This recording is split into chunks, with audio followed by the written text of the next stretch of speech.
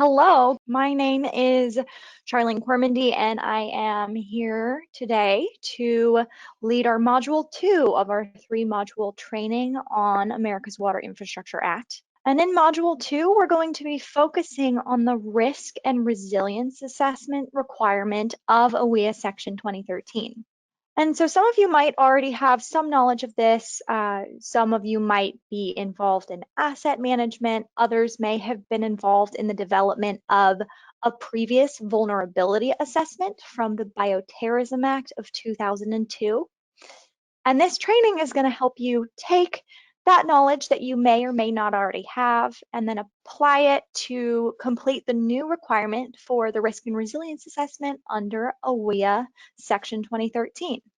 So let's start off with introductions. For those of you who were here for Module 1, you'll recognize me. I'm Charlene Cormandy, and I work at EPA's Water Security Division. And the mission of our office is to enhance the security and resilience of the water sector by providing innovative tools and training. So this work that we're doing with OWIA in this workshop today is very in line with that mission. So now I'm going to pass it off to our webinar facilitator, Mackenzie, to review some of the administrative notes before we dive into the content. So here are 1.5-hour modules that we will be giving for our multi-modular OWIA workshop. During Module 1, we gave an overview of OWIA Section 2013, including the requirements, the certification process, and Section 2018 for those of you who joined us. Today, in Module 2, we'll delve into the risk and resilience assessment requirements and the tools that EPA has developed to assist you in conducting or updating your OWIA-compliant risk and resilience assessment. Then, in Module 3, a guest speaker from EPA, Bria Crawford, will talk through the Emergency Response Plan requirements and the Emergency Response Plan guidance and template that was developed to assist community water systems in developing or updating an OWIA-compliant emergency response plan. Back to you, Charlene. Great, thanks, Mackenzie. So let's get started with the content for today. So our goal for today is to understand the requirements of a risk and resilience assessment and how to use EPA's Small Systems Risk and Resilience Assessment checklist to complete a risk assessment. Just a note, OWIA doesn't require you to use any particular standard or method to complete your risk assessment. So whether you use the small systems checklist or another method, it's completely up to your water utility. We're just going to use the checklist today as an example of one resource that we have available to help you make an OWIA compliant risk and resilience assessment. How does a risk and resilience assessment help your utility? The bottom line is that you don't know what you don't know. So a risk assessment will help to identify those risks specific to your utility.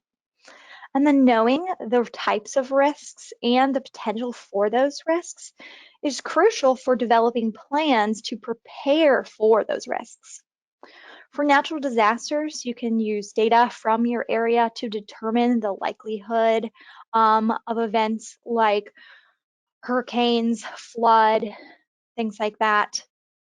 And then we also have a document, the baseline information on malevolent acts document that can help you identify malevolent acts. So things like contamination events, whether accidental or purposeful, cybersecurity, those types of events.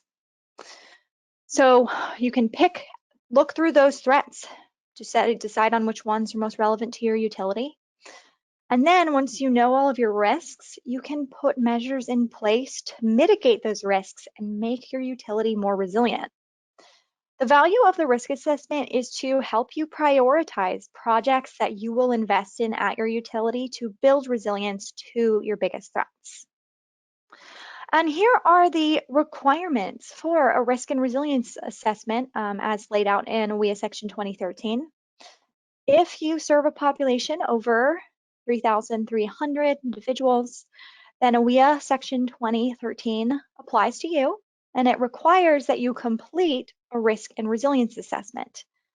Your risk and resilience assessment needs to include these things on the slide: the risk to the system for both malevolent acts and natural hazards, to a list of specified asset categories.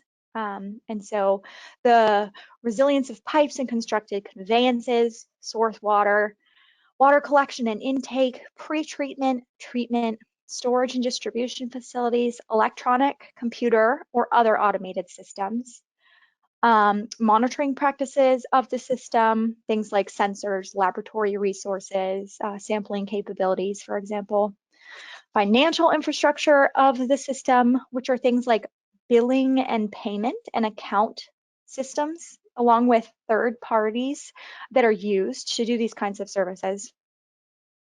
The use, storage, and handling of various chemicals by the system. If you use chemicals like chlorine, for example, and the operation and maintenance of the system, which is referring to things like equipment, supplies, and key personnel that are needed in order to have a successfully operating system.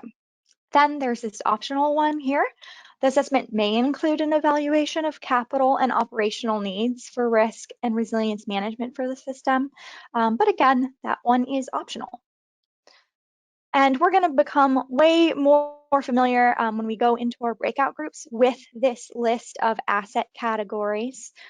So you will become, by the end of this training, hopefully, experts on the list of asset categories that you're required to consider in your risk and resilience assessment.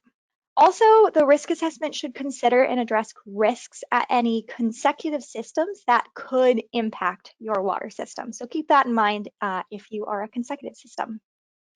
All right, this slide has the deadlines for the risk and resilience assessments for different water systems, which are based on population service size. The slide shows certification deadline for your risk assessment, and you can see that any community water system that serves over 3,300 must comply with the WEA Section 2013. The deadlines for utilities in the largest size category, that's systems serving over 100,000 individuals, those have already passed. The next deadline that's upcoming is for the medium-sized systems who serve a population of 50,000 to 99,999. You all must certify your risk assessment no later than December 31st of this year. And for utilities that serve a population of 3,301 to 49,999, considered small systems under OWEA, you must certify your risk assessment no later than June 30th, 2021. Also, keep in mind that your emergency response plan is going to be due 6 months after you certify your risk resilience assessment. And then 5 years after these deadlines, you'll be asked to review your risk and resilience assessment, update it if necessary, and then recertify completion to EPA. And just to note that the population served size is being determined using the Safe Drinking Water Information System, SDWIS, date from the 4th quarter of 2018, which is the date in which OWEA was signed into law. Okay, so here is the first little quiz question we have of the day. True or false? Community water systems must include the risk to the system from both malevolent acts and natural hazards in their risk and resilience assessment. So here's our results. Looks like 99% say that it's true, and that is the correct answer. So malevolent acts, things like contamination, cyber intrusion, vandalism, active shooter, those types of events, and natural hazards, floods, hurricanes, fires, things like that.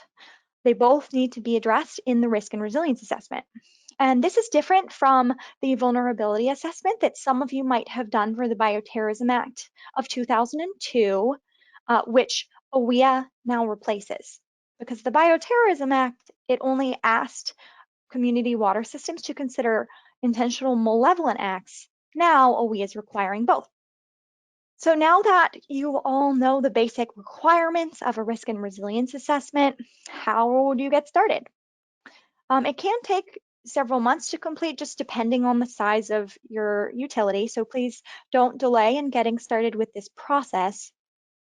And today we're going to take a deep look into the small systems checklist that we are going to go into more detail on our breakout groups. But first, I'm going to just give you an overview of what this resource is. Some of you might have already started creating or updating your risk assessments using our Vulnerability Self-Assessment or VSAT tool. And I just wanted to mention that for those of you who have started with this tool. If so, that's great. Today, we're going to be talking about another resource that we have available. You can choose. You can use either of these. They both are available from EPA to create a risk and resilience assessment. But we're just going to be going over the small systems checklist today, which is an alternative that was published this summer. And VSAT was something that was published earlier than that. So just two different options that you can choose from. Okay, so this guidance document came out of discussions that we at EPA had with small system technical assistance providers. And EPA recognizes the challenge that many small water systems would face in complying with the OWEA requirement to do an assessment. Congress didn't appropriate significant funding for technical assistance for OWEA, so essentially the assessments will be based on what systems are able to do in-house with limited time and resources. And this guidance is intended to provide the simplest way for water systems to comply with the requirements of OWEA. Please note that this guidance doesn't cover all aspects of water system security and resilience, such as asset management and emergency preparedness and response. It's very focused on the risk and resilience requirements of OWEA, but Water Security Division does have many more resources available if a system would like to add to their risk assessment. So who should use the small systems checklist? OWEA doesn't require water systems to use any particular standard or guidance. So your water system can take any approach that works for you as long as you comply with the requirements in the statute. The small systems checklist was developed with OWEA's smallest size category in mind. That's the size category serving 3,300 to 50,000 people. It's meant to be a straightforward, qualitative approach to creating a risk and resilience assessment that complies with OWEA. And for larger systems, EPA recommends a more quantitative method like the Vulnerability Self-Assessment tool option that I mentioned earlier today that some of you may be familiar with already. Systems that serve under 3,300 aren't required to create a risk assessment, but EPA will be releasing a guidance for these very small systems next year in case they would like to assess the risk and resilience of their system.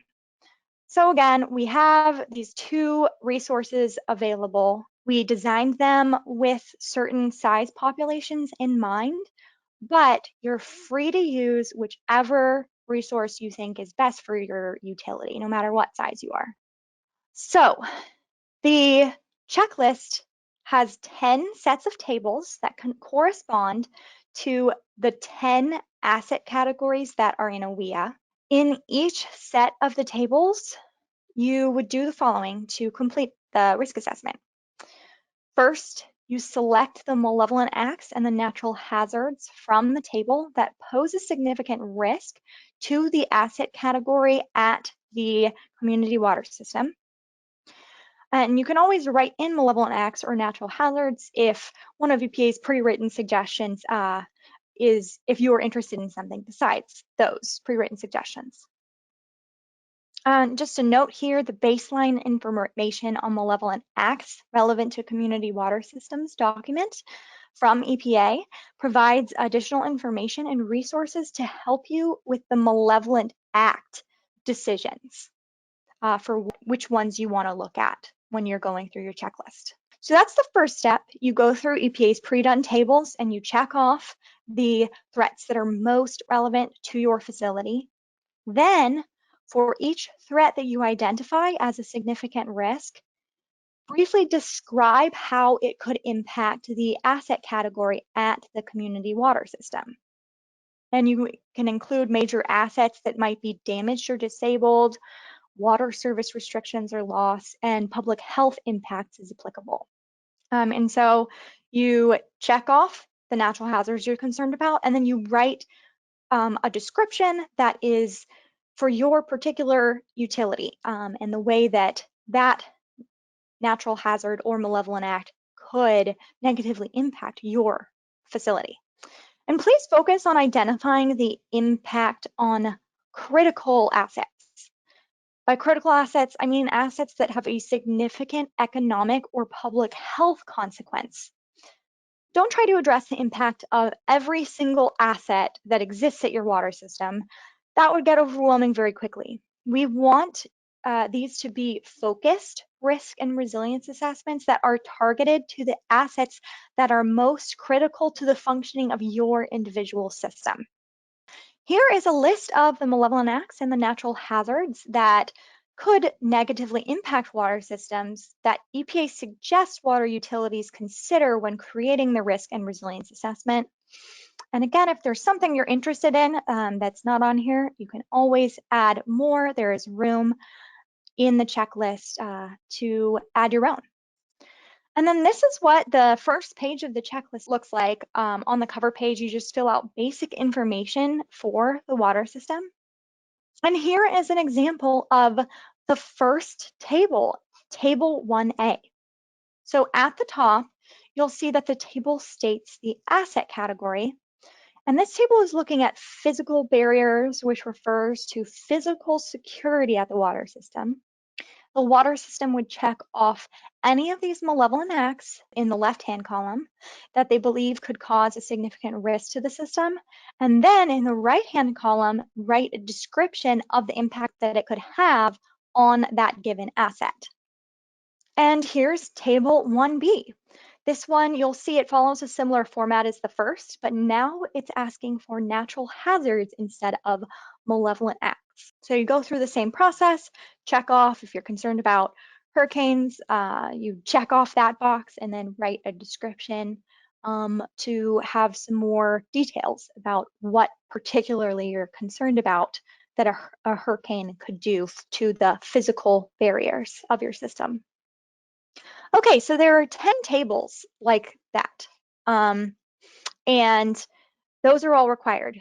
But now we're getting into Table 11, which is optional. Since water systems are going through the process of identifying these threats, EPA thought that they might want to just take the next step and identify countermeasures to reduce risk just while you're at it. So again, this is an optional table, but if you have the time and resources, we do recommend that you fill it out as it is the next logical step of this type of an analysis. All right, time for quiz question 2. It's another true or false question. The risk and resilience assessment should focus on the impact of threats on critical assets. In other words, assets that have significant economic or public health consequences. Community water systems should not try to address every single asset that exists at their water utility. True or false? So here are the results. 94% of you got the correct answer. So it's true. Please focus on critical assets so that you don't get overwhelmed trying to incorporate every single asset that exists at your water utility in this risk and resilience assessment. Make it focused. We want these documents to be helpful to you. And if you're able to focus on the most critical assets, then that'll ultimately be the most helpful for your water utility. Okay, so as I mentioned, we're going to enter into breakout groups with moderators who will walk the group through an example water utility scenario that we created. So let's get started. I am going to be walking through the small system risk and resilience checklist for a fictitious water utility, Springview Water District. Springview Water District is a small utility that's located outside of Los Angeles, California, that serves 35,000 people.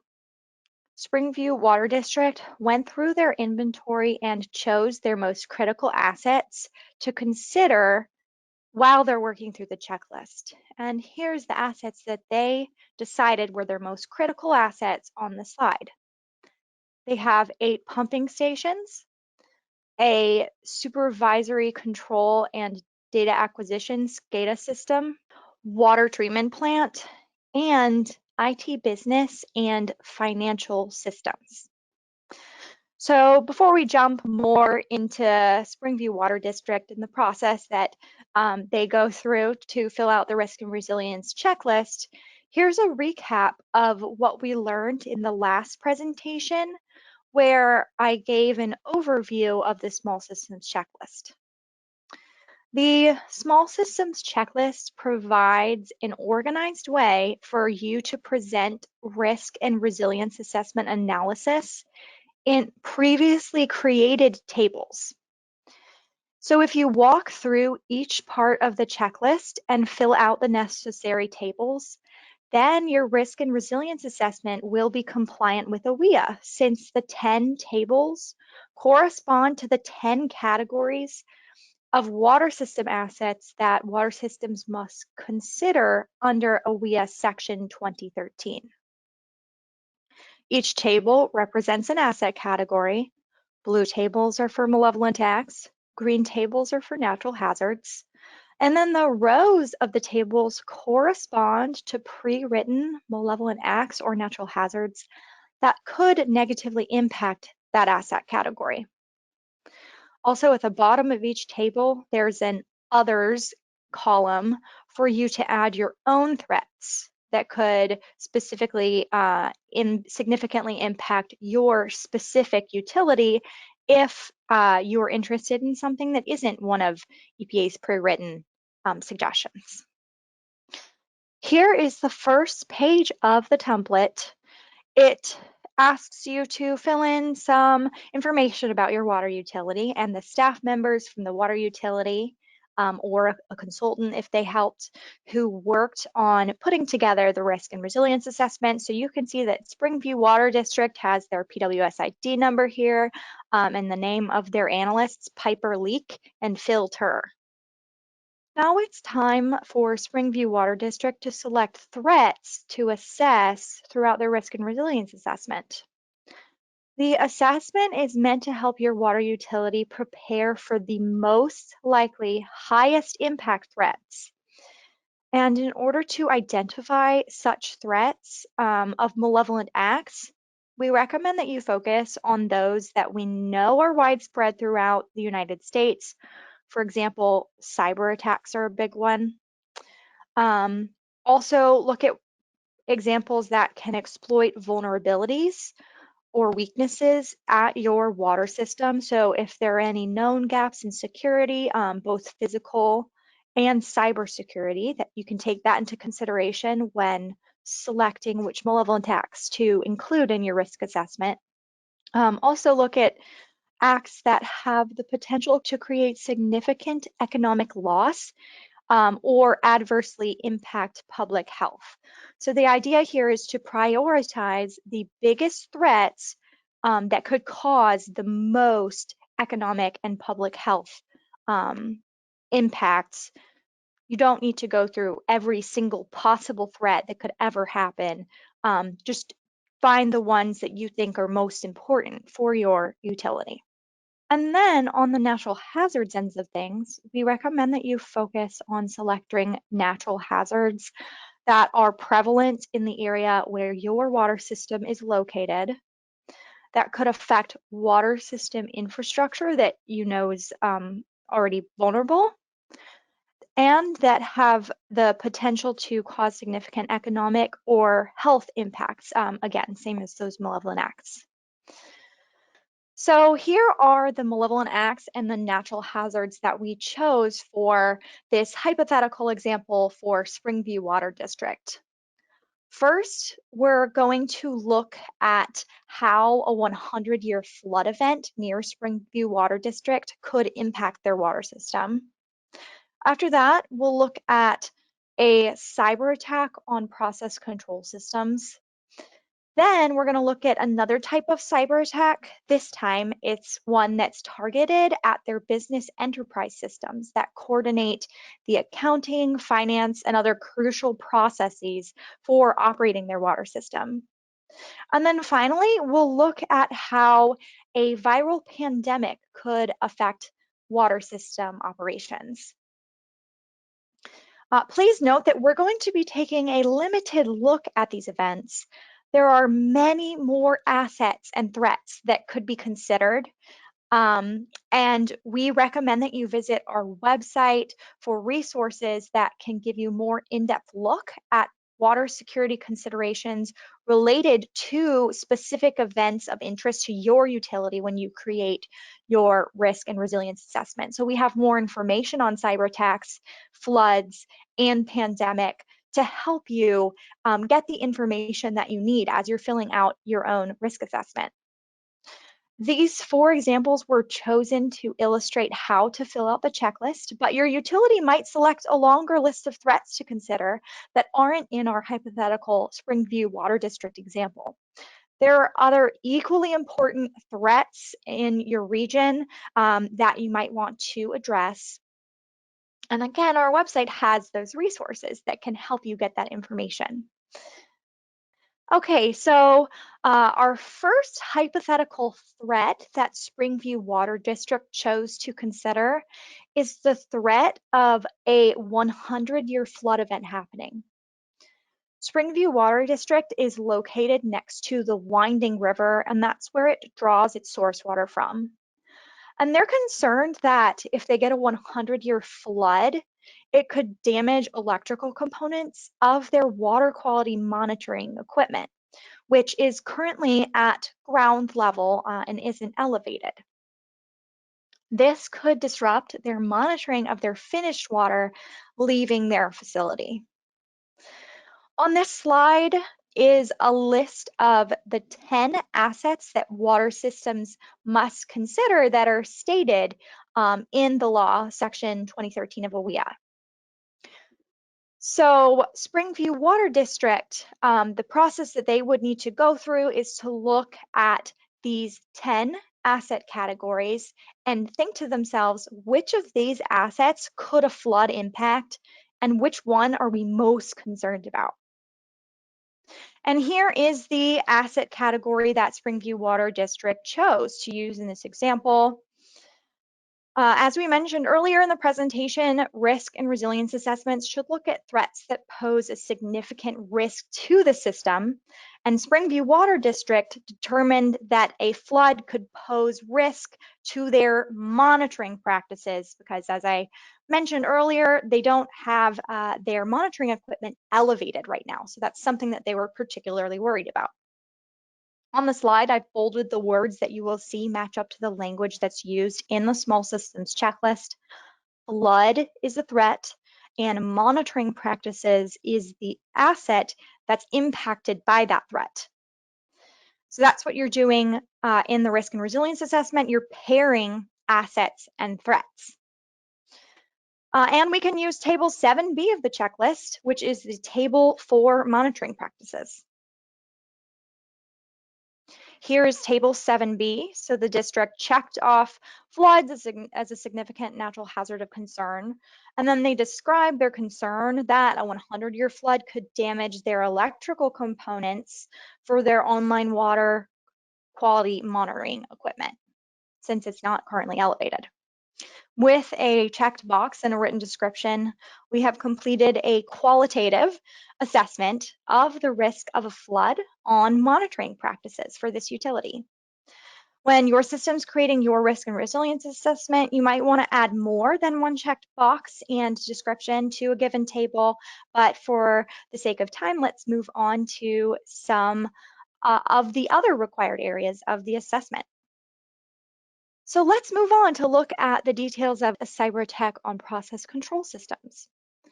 Springview Water District relies on a cellular provider and cell towers in order to remotely operate their pumping stations. And the district wants to prepare for a situation where a malicious actor attacks a cell tower and prevents the remote operation of a pumping station. Cyber attacks are a really important emerging threat. So they're a great choice that we like to recommend as a threat that utilities really all over the US could use in their risk and resilience assessment. So on this slide is a list of 10 assets that water systems must consider that are stated in the law in OWEA Section 2013. So I encourage you to think about this threat, the cyber attack on process control systems. Look at this list and determine what you think Springview Water District, which of these 10 asset categories you think this cyber attack could impact for Springview Water District. And there's more than one answer to this. It depends on the particular utility and your situations. One utility might choose one asset and another might choose totally different asset or multiple assets. So here is the asset that we chose to use for the sake of this example. As we mentioned earlier in this presentation, the risk and resilience assessment should look at threats that pose a significant risk to the system. And in this case, Springview Water District decided that a cyber attack on their process control systems poses a significant risk to their storage and their distribution facilities. I have bolded the words on the slide that you will see match up to the language that's used in the small systems checklist. Cyber attack on process control systems is the threat, and storage and distribution facilities is the critical asset that is impacted by that threat. Since storage and distribution is one of the categories that we picked off that list of 10 assets that need to be addressed in OWEA, there's a table pre-made in the small systems checklist that Springview Water District can use, and that's table 5A.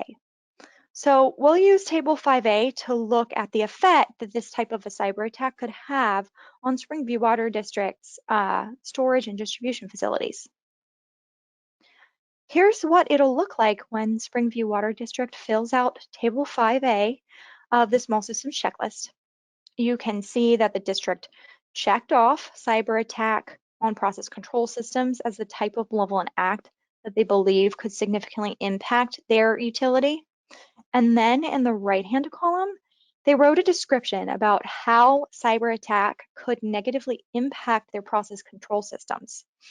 If a cell tower is attacked by a malicious actor, it could prevent operation of a critical pumping station.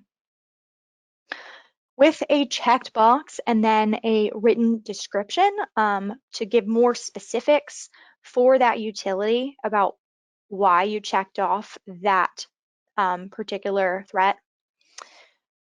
We have completed a qualitative assessment of the risk of a cyber attack on process control systems. When you're creating your risk and resilience assessment, you might want to add more than one checked box and description to a given table. But for the sake of time in our training, let's move on to some of the other required areas of the assessment. Now we're going to look at the effect that a different kind of cyber attack can have on Springview Water District.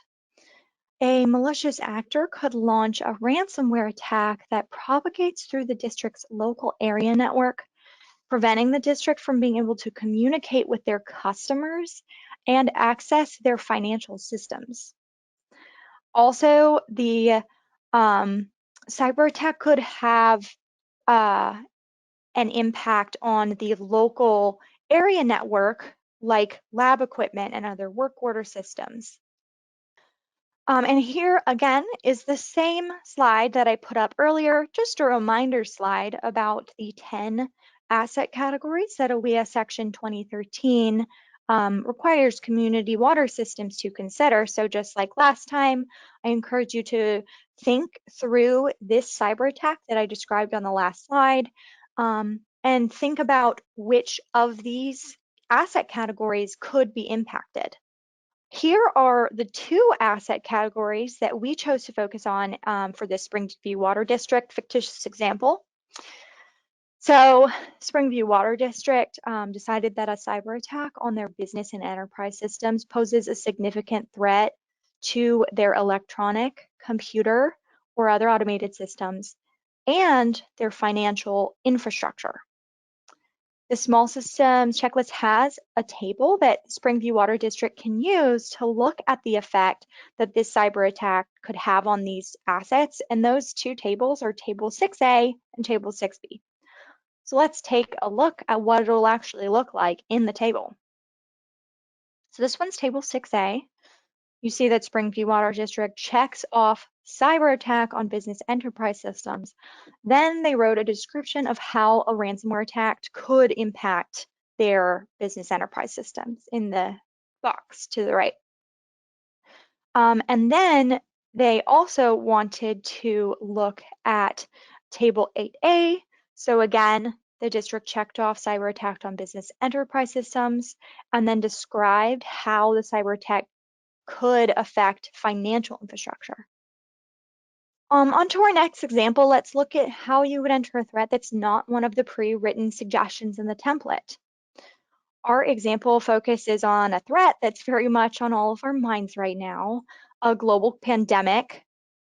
The water sector has learned a lot about how a pandemic could affect the ability of water systems to provide clean, reliable drinking water to their customers through what we've experienced with COVID-19. So our hypothetical district has a 3-week supply of chlorine on site, and disruptions to the chlorine supply chain due to the pandemic could cause problems obtaining chlorine from their suppliers. Springview Water District has 11 employees, but many of those employees may become ill and unable to work, which could cause shortages in available staff and loss of key personnel who play a key role in operating the water system. So back to these 10 assets, which ones, based on the information given about this particular water system, could be impacted? Here are the assets that we chose for this example. Springview Water District decided that the viral pandemic would pose a risk to their operation and maintenance of the system. And so we don't have a pre-written table for viral pandemic. So operations and maintenance of the system is one of the assets that AWEA requires risk and resilience assessments to address, but the checklist just doesn't have that option to check off a box that says viral pandemic. No worries though, because each table has an option for you to write in your own threats. So we're going to use Table 10B, which addresses the system operation and maintenance, and then we're going to write in the threat of the viral pandemic. Here we use the natural hazards table 10B, and we type in our natural hazard, viral pandemic. Then in the description box, we write an explanation of the concern that the pandemic could affect the water system's ability to obtain chlorine and that absenteeism could cause a loss of staff and personnel. Okay, so that is the end of our required tables, Table 1A through 10B. Let's move on to Table 11 of the checklist, which is optional. So Table 1A through 10B are required in order to make a risk assessment that is compliant with all the requirements of the law. And then Table 11 is optional. You can identify countermeasures that the community water system could potentially implement to reduce risk from the malevolent acts and natural hazards that you selected to use in your assessment. And for malevolent acts, countermeasures are intended to deter delay, detect, and respond to an attack. For natural hazards, countermeasures are intended to prepare, respond, and recover from an event. Also keep in mind that a single countermeasure like emergency response planning or power resilience that might reduce risk across multiple types of malevolent acts, natural hazards, and asset categories. Here is table 11 of the checklist filled out with 5 countermeasures that Springview Water District identified that they could implement to reduce risk from the malevolent acts and natural hazards that they used in their assessment. So to help with cyber attacks, they could hire a consultant to find vulnerabilities in the district's networks that could make them vulnerable to a cyber attack. They could also institute cybersecurity awareness trainings for their employees to help them identify attacks quicker and potentially stop attacks from infecting the water system's electronic systems in the first place. A countermeasure that they listed for floods is to elevate their sensors and use waterproof boxes for equipment to protect monitoring practices in case there is a flood. So these first 3 measures identified in our example are countermeasures for specific types of incidences. The 4th and 5th countermeasures on this table could help Springview Water District with a wide variety of threats. So for example, Springview Water District could join a water agency response network or WARN in their area to be able to quickly get help from nearby utilities during an emergency. If you are interested in joining a WARN in your area, you can find that information on our website. If you search EPA WARN, it should bring you to the correct webpage for that information. And then this other countermeasure they have in the last row of the checklist is that they could update their standard operating procedures for checking the system, which is another example of something that could reduce risk to many threats. Again, please note that the table 11 is optional. We recommend that you fill out this table if your utility has the time and the resources to do so, however, because it can help you take the next step towards making your utility more resilient. It can also help you get thinking about the information that you're going to need to include in your emergency response plans, which you must certify to EPA 6 months after you certify your risk assessment. Also, just note that Table 11 doesn't require a specific number of countermeasures. You may have fewer than 5 countermeasures, or you can add more countermeasures and describe them in a separate document if you'd like. This concludes our example for Springview Water District, and I hope that walking through this hypothetical utility and how they addressed these 4 threats can help you feel more comfortable on how to use the small system checklist for your own risk and resilience assessment. Okay, so now that we have spent this time walking through the example for Springview Water District, I hope that everyone is comfortable doing the same for your own utilities. Here is a quiz question, true or false? Table 11, identify countermeasures of the Small Systems Risk and Resilience Assessment Checklist is required for your AWEA Section 2013 certification. So here are the results. It looks like 67% false, 33% true. So the 67% of you that guessed false got the correct answer. Table 11, identify countermeasures, is completely optional. It's not required by AWEA. Table 1A through 10B are required because those link up to the asset categories that AWEA Section 2013 says you must address. Table 11 is just an optional next step that would make sense for the water utility in preparing for the emergency response plans and taking the next step. So we encourage you to do it if you have the time and resources to do so, but you do not have to in order to comply with AWEA. Okay, so here is a summary of what we've learned today. Risk and resilience assessments need to be completed and certified by set deadlines that are written within the law based on utility service size.